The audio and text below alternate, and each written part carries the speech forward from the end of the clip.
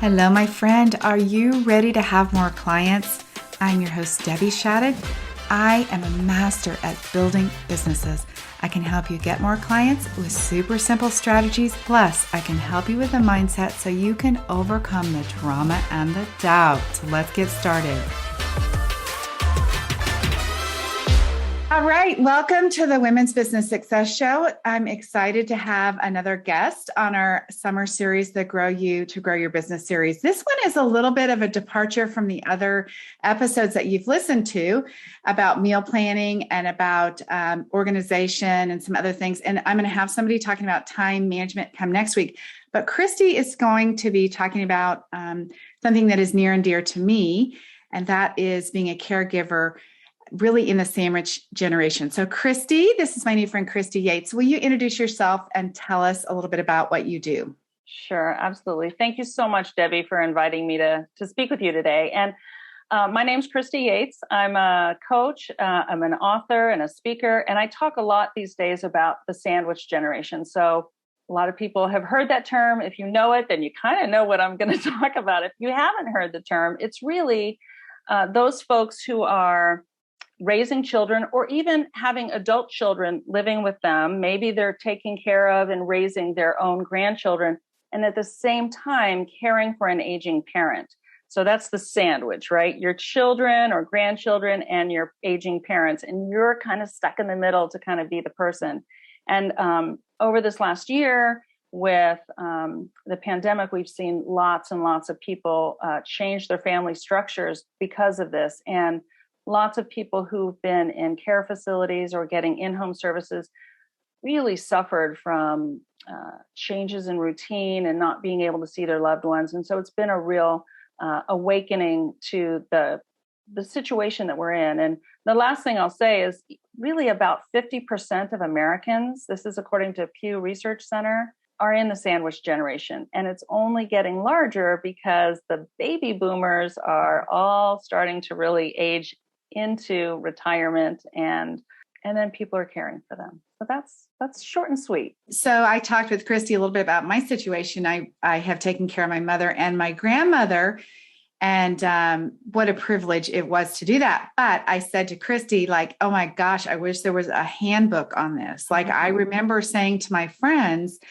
that I'm not prepared. Like, I didn't know what this was going to entail, which got us talking about what she does. So tell us about this book that you wrote, and then we'll get into, I'll ask you some other questions that sort of apply to what I'm thinking everybody needs to be informed on.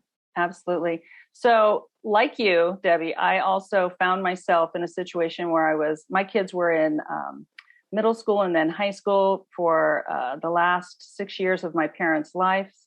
They lived literally 10 minutes up the road and were very involved with us. They did a lot with my kids. And this was in 2015 that they both died. They died about 7 weeks apart, which is not unusual. But I, too, was looking for what do I do? And there were a lot of books that talked, not a lot of books, but there were books that talked about how to be a caregiver or what to do for seniors. But there wasn't anything that talked about me and what I was going through, the sort of roller coaster of emotions. So I decided I'd write that book, and I did. And it's called Building a Legacy of Love, Thriving in the Sandwich Generation. It's available on Amazon. And really, I pulled together different aspects of my experience with my parents, but also I wove in my experience as a school psychologist, as a person who's run transitional housing programs for a number of different communities, and case management, and all of that I sort of wove in there as to what can you do? How can you rise up to take care of your parents while also being able to be present for your children? And the one thing that really stuck out to me is that this is a time when our children are really learning about how to care for us someday, right? We're teaching them how to do this. And so are we teaching them the way that we really want to be cared for? Are we showing up? Because here's the bottom line. I know as a school psychologist, and any of you who are out there as parents know, our children are always learning. We're not always real intentional about what we're teaching, right? But they're always learning.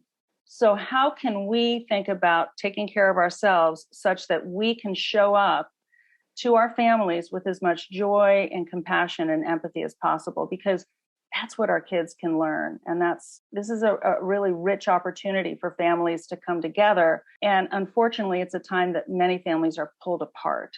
So I really wanted to offer some framework for how we can look at this a little bit differently. And if we look at ourselves, because we're the only ones we can change, then we can start to think about how we can do things, tweak things a little bit, and be able to show up joyfully and energetically for our families. Yeah, it's so much. The women that are listening to this podcast have their own business. Mm-hmm. And so a lot of people are working at home. And, my daughter's grown, but I'm very involved in her life. But some of you guys have kids that you raised or kids that you did homeschool with last year. Mm-hmm. You've got kids at home. Then, as you mentioned, you had parents that were moving back in out of facilities because you weren't able to see him. And I even remember for my own daughter, who is 28 years old, so she was older in the last couple of years when both my grandmother and mother died, that there was these weird times where sometimes I was begging her to be involved, and then sometimes she was, very detached. It was interesting. So how do you go about navigating sort of with your kids? Right. I don't know. Sometimes I was mad at her, like, can't you pay attention to Grammy? Like, she's not going to be here forever. Right. And then sometimes it was like, I felt bad about that. So how do you sort of navigate that? Wow. I mean, you're touching on a lot of different things that I've really tried to address in the book. And the first thing is, it's really important to pay attention to the age appropriateness, right? So you've got an adult daughter, so there's a lot more frank conversations that you can have. But for those of you who might have younger children, even middle school and high school, think about all the struggles that the normal developmental struggles they're going through, right? Our tweens are already struggling with some developmental things. And then in times of this past year, they've had even more on their shoulders. And teenagers are starting to think about a lot of different things, and they are going through their own normal, natural developmental process. So we have to think about where they are. So I do talk about ages and stages and how you might involve them. And little kids might have fear of a grandparent who maybe, is both of my parents had some form of dementia. My dad had vascular dementia and my mother had Alzheimer's.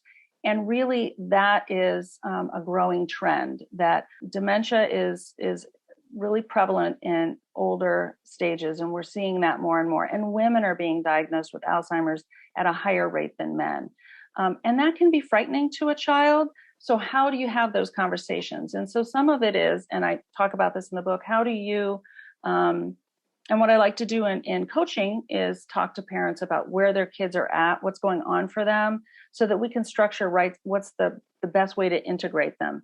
I mean, one thing I'd say off the bat with young children is never force a young child to do something they don't want to do. We need to allow them to have that boundary. If they're frightened, we don't need to tell them that they're wrong or bad or they're not being loving. We try to understand where they're coming from and then find small ways that we can help them to connect with the grandparent. We might need to be with them when they're connecting with a grandparent. I really recommend having activities planned ahead that your child, your teen, your tween can do with the grandparent, so that there's something to do, right? Like draw a picture with grandma, play a game with grandma, maybe a parent that has having memory issues can only play, maybe they can't play anything. Maybe they can't even play tic-tac-toe, but you simulate what they can do.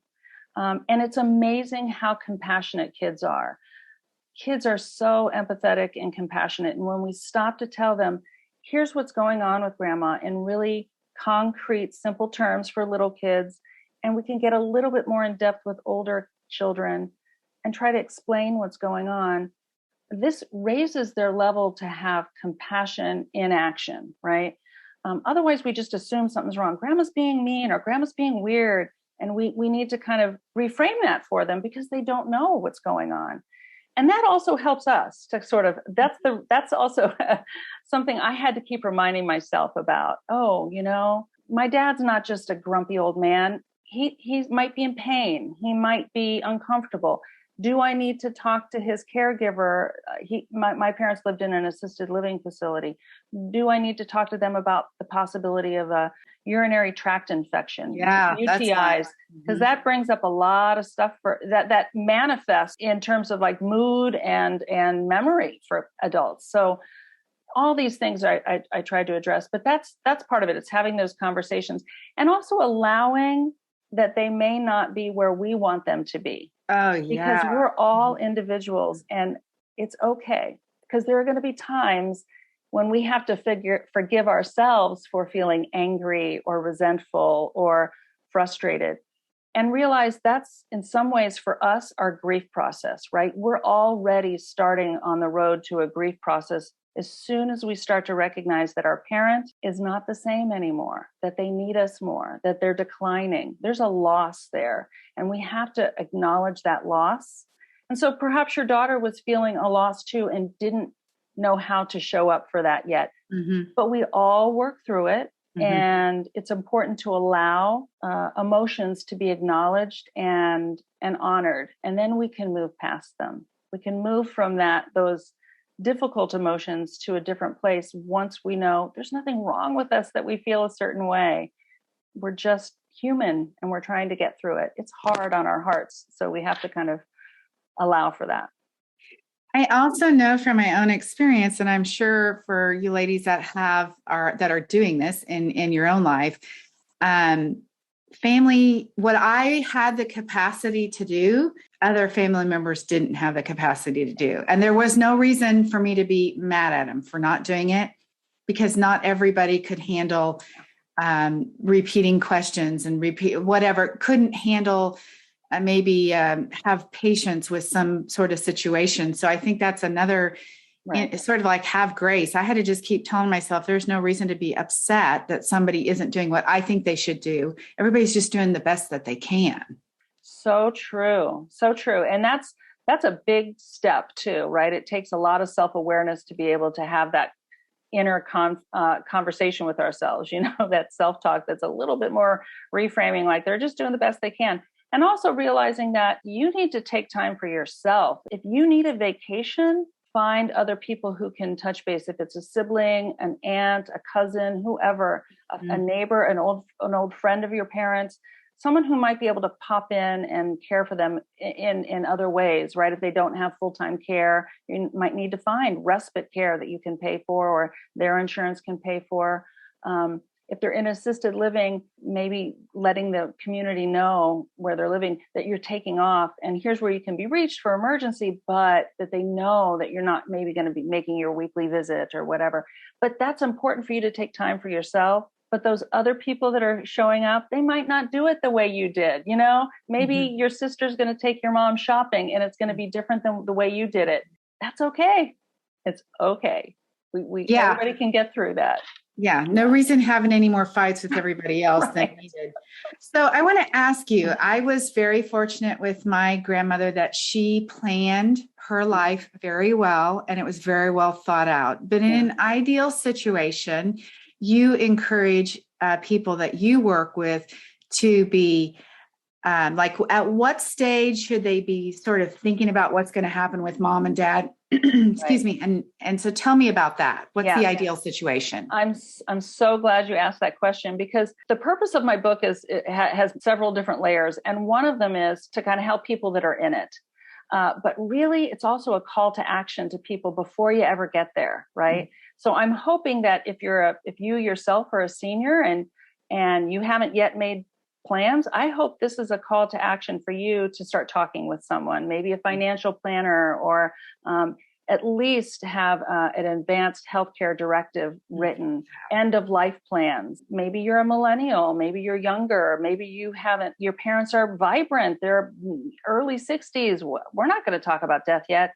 But yeah, you know what? Start having those conversations now when everyone is of sound mind and body, right? That's that legal thing we always hear. But really, the time to have conversations about what you want the end of your life to be like is not the conversation you want to have after grandma falls and breaks her hip or after grandma has a stroke. It's well before that. And you can change those plans. Nothing is set in stone. What you write at 50 might not be true at 70. So revisit it, but having those conversations is really important. And then it really spurred my husband and I to make, our kids were, we were in our early 50s and our kids were in their teenage years. And we thought, you know what? We need to pull ourselves together. So we founded a trust and put our money into a trust. And we wrote end of life plans and did a lot of that planning and talked about it with our kids, because I saw how well my parents had planned out some things. And it was a great lesson to me. And that's why I consider this a legacy of love. So it's not only what kind of financial assets you might pass on to your children, but the legacy of love is taking difficult things off the table, right? That my parents had already planned what they wanted to have happen. They knew they both wanted to be cremated. My dad was a veteran, so they wanted to be buried at a vet cemetery. All of these things I didn't have to think about during my time of grief when we were holding funerals, right? It was done. Mm-hmm. And they had done that. And I appreciated that so much. And I want to pass that on to my kids. That's the legacy of love. Yeah, that is a gift. I mean, I am so grateful that we had done everything with my grandmother too. And she ended up moving to a different state. And so we were going to use a different funeral home. And she went and said, I need to go pick out a casket. And everybody else was like, no. Well, my goodness, she was in her mid 90s. Like, good time. Let's do it. Yeah. I mean, she specifically gave me all the details, and I was so grateful because when the day came, I could say, I already know what I'm doing, and I didn't have to worry about that. And that gave me also time to bring my family together in my home and do some things. So how do you judge when it's the time to go have that conversation with your parents, or should the parents be having the conversation with their kids, or both? Probably both. And it's okay, whoever initiates it. And I think, I spend a lot of time talking about how to prepare yourself for this conversation. The one big thing I would say is, this is not a Thanksgiving dinner conversation, right? It's not a Christmas presents opening conversation or a what have you. Pick a time that's neutral in terms of how you're getting together. And maybe say, Mom, Dad, sometime soon I'd like to kind of talk about these things. Let me know when you're ready. And then you put that out there. The invitation is there. And listen, different cultures, different families all have different ideas about end of life. Some people really don't like to talk about it. Some people are willing to. And so you have to sort of gauge that. And it's kind of like money, right? There are some families where people talk about money, and there are some families that never talk about money. And money is something you have to talk about at some point. Like, Mom, Dad, what's your financial situation? What are we looking at? Again, those are conversations you want to have before you don't know what's going on and you got to dig through stuff. So I think the first thing is to, at a neutral time, if you're feeling ready, and I sort of offer a way to get yourself ready for that. And really, that's so important, getting yourself ready to have this conversation. And so look inside yourself. How do you feel about talking about these things? How do you feel about yourself? Have you thought about it for yourself? And how would you want to be asked? That can lead you down the road of how to ask your parents. But I think putting that invitation out there sometime soon, let's do this, because I just want to make sure I honor your wishes. And then you've left that invitation open. So if you were going to work with somebody, which I'm not trying to wrap this up, but if you were going to work with somebody, that's actually what you guys would do, is sort of figure out, like, what questions do I need to ask? This is where they're at. Maybe this is their personality. I'm worried about this. Is that kind of what happens when somebody works with you, to figure out those details? A lot of that is all involved, and every journey is different, right? Every family is different. So first is kind of sorting through how is, and generally I work with women, because let's face it, mostly women are the ones who rise to do this the most, but men too, getting some clarity on what's your sort of North Star, right? What's most important to you in this situation? And so really looking at that. And for me, it was looking at, what am I teaching my kids in this time period? That became my North Star, because when I thought about that, it helped me to show up better for my parents. I wanted to be a good role model for them. Mm-hmm. So we start with that. And then we look at all the different dynamics. What are some of the places where there are problematic situations? Is it relationships with siblings? Is it parents' resistance to talking about things? And quite frankly, it's, are you ready and willing to take on this challenge? I'll be blunt here. There is no law that says any adult child has to care for an adult parent, an aging parent. There are laws against elder abuse, thankfully, and there are laws about caring for your child, but there's nothing that says you need to take care of your parents till the end of their life. But most of us do something. Most of us take some time. I've worked with women who had very, very fraught relationships with their parents, or one parent. It was hard for them but there was something in them that felt like, this is what I want to do. It's my way of resolving a history of difficulty. Mm-hmm. And I just want to be able to make sure I do the best I can do. And that's what was their North Star.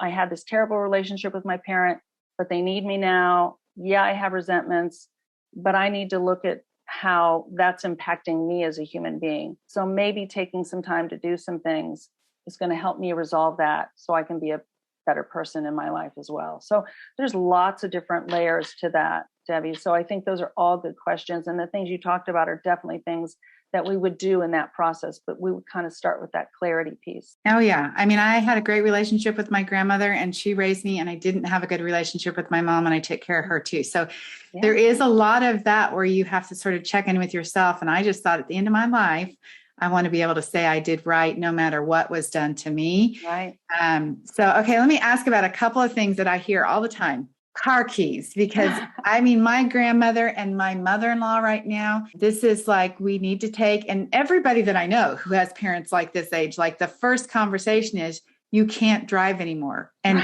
that is like, and then the money, like the checkbook and the car, but the car is like, all of a sudden their freedom is, they feel, which I can understand. Oh yeah. It's total independence, right? I get to come and go as I please. I want to go to the store now, so I'll just jump in my car. And this is one of the crazy things about being in the sandwich generation, because you might be having a conversation with your teenager about car keys, right? Like, here's what you need to be able to use my car. And then you're having a conversation with your parent about, we want to talk about the car. And so I offer a lot of different things. I'll tell you, quite frankly, most departments of motor vehicles in every state have some really great guidelines. So we don't think about those things like that. We can't find resources out there. But really, I looked at a number of states, and almost every DMV website has something about older drivers and how to have those conversations. AARP has a really great guide on how to have those conversations. So I don't need to reinvent the wheel, but I do offer some strategies. And again, it's kind of showing up with, how would I want someone to do this? The other thing is to have some forethought about what could they do instead, right? Are they able to navigate through Lyft or Uber? I mean, I just heard somebody did that for their parent. They gave him like an Uber driver that was their driver. Call them anytime you want to go somewhere. And I was like, okay, that's brilliant. There you go. Least they feel like they don't have to call you and ask. Right, I mean, it depends on where your parent's at, Exactly. I guess cognitive wise or something. Exactly. My parents, no way. They could, even before they had some form of dementia, were not great with, we had to go reprogram the VCR or the DVD or whatever. It was crazy. So looking at their ability to do that.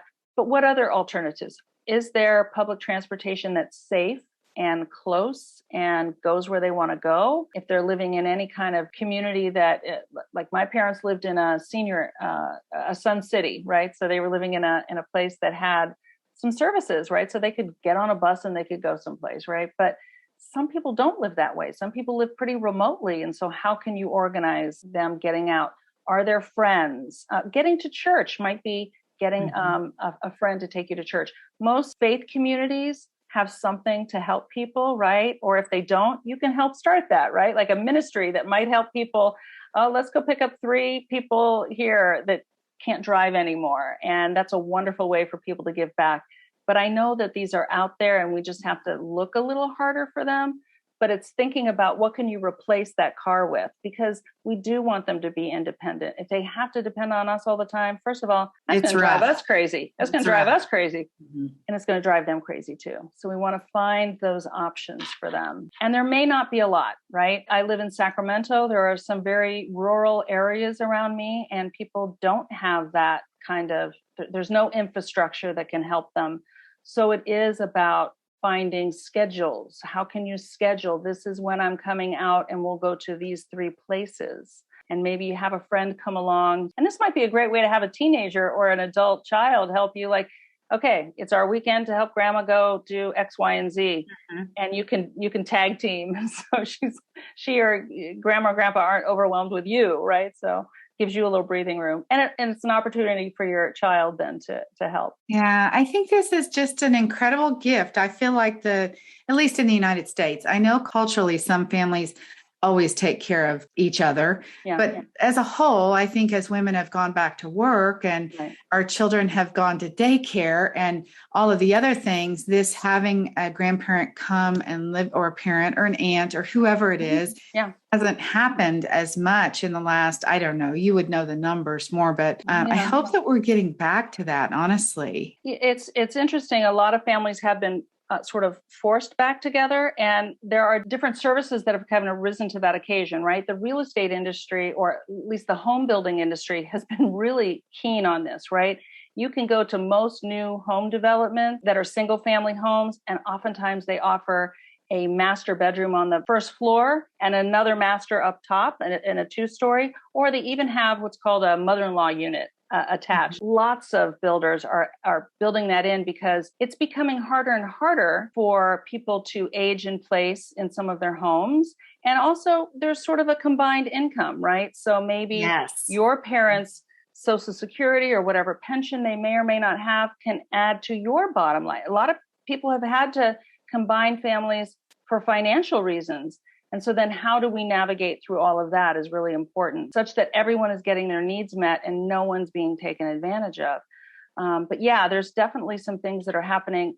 You know, one of the biggest things is that as a nation and our culture in America, in many of our communities, people move a lot more, right? We move an average of 11 times from the place we were born because of marriage, because of schooling, because of military, because of jobs. And so we might not live right near our parents anymore. So used to be we all kind of stayed where we were born and, you know, this is how we were. And now we're so much more mobile, and that it's wonderful. And then it has a cost. So we're looking at those different things. But yeah, some cultures, it's a given. Oldest daughter, youngest son, whatever it is, there's something that is already culturally in place. And even there are struggles, right? Like, I'm the oldest daughter. Maybe I'm not the best one to do it. Who knows? So we have to talk about that with siblings. Maybe I'm the only one, right? What about only children? You know, that's hard too. So it's complicated. Oh my gosh, you guys, if you're listening to this and you haven't had these conversations, you should get with Christy and just find out. I know what's coming up for me because I've done so much of this is just simple things like you're talking about houses and how things, and I know you're not a financial planner, but like the house needs to be in your name before a certain date, like with your parents, or like if you're trying to get your parents to come in with you, how do you work all that out? And that doesn't happen.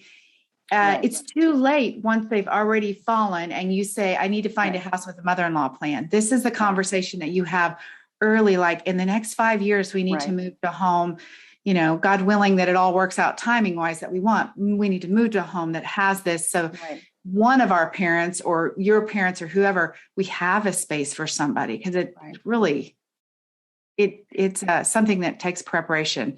All right. I want to ask one more question that maybe will throw you for a loop, but look, last year, COVID was so challenging. My mom was in a nursing home and passed away while in a nursing home, and I couldn't come in. And now here we are in August, not to be a Debbie Downer, I can say that about myself. We're looking at potentially maybe again with the pandemic or with the Delta variant changing. What are your thoughts about COVID and I don't mean no political conversation about vaccines or any of that, but I mean, how do you navigate that? And what are your thoughts that come up about that? I'm just curious. Yeah, you know, excellent question. And I think that we have learned a lot. I think that the medical community and specifically the senior communities have really had time to look back and see what they did well and what they did not do well, right? Mm-hmm. And we know, and most people who are in the geriatric care field know that isolation is really hard for seniors, right? That isolation can actually accelerate dementia. And so I believe that they are starting to look at how, if we're going to get to another place, how can we do that? And so it may be things like, for sure, enforcing some masking guidelines, but they're taking care of their staff such that they feel confident that they're not going to be passing along any disease at this point. But it's also time to, look at how we all are kind of, what are we willing to do and how are we going to rise up to that? And I think that I'm hopeful, but I also know it's not going to be easy. It's not going to be what any of us want.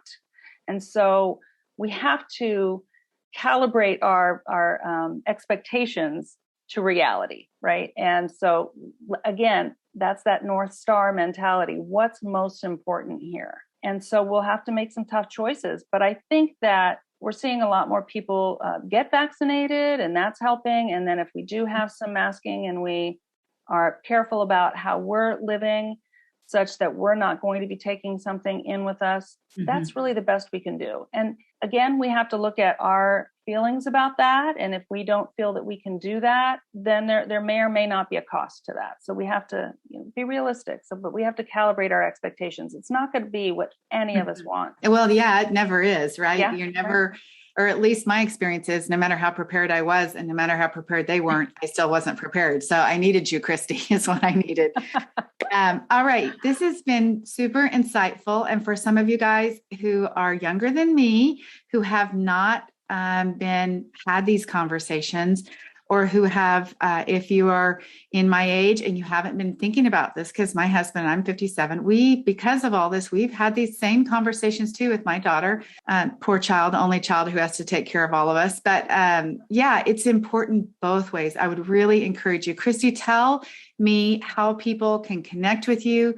I will for sure leave in the show notes a link to your book, a link to your website. But talk to us about how they can connect with you, and, so hopefully you can provide some resources for them. I know you can. Oh, yeah, absolutely. So my website is ChristyYates.com. Pretty simple. So yeah, Christy, because I know there are 500 ways to spell Christy. Right. Christy, Yates.com. And on there, you'll find a link to the book, and you'll also see services. So you can connect with me by a call. We can explore and look at if there's a coaching program or even just a one-on-one kind of basis that you want to work together. I'm also offering right now a membership to a peer support group. So anyone who's actually in this situation right now and is struggling, it's just a weekly call, 60 minutes, and that's being offered. As I'm getting more demand, I'll open that up at different times. But I have people from all over. I have people from the UK, and I have people from different time zones in the US who've joined that. And that's just a weekly check-in, because knowing you're not alone is a really important thing too. Oh, yeah. But I will be offering some webinars and e-courses in a few months. But those are some of the ways that you can connect with me. And there's also some, if you go to my website, you're able to sign up for a quick freebie about self-care tips, because really you got to take care of yourself, right? You got to definitely rise up and take care of yourself, because you're the linchpin between your parents and your kids and taking your care children. of everybody, right? Yeah. And like I already said, in your careers and if you are wives or whatever, there's just a lot. So take care of yourself. Yeah. And get with Christy. Christy, thank you so much. This work that you are going to do and that you are doing is really so needed. If you guys are listening, and I'm going to put Christy on the spot, if you guys are listening and you have a parent in a assisted living situation, or if you are part of maybe a networking group of, let's say, women that are maybe of a certain age, whatever it is, and I bet you Christy could come and speak to you guys via Zoom. Now we are all on Zoom, and just sort of give you the highlights of maybe next steps or what to expect or how to navigate this process.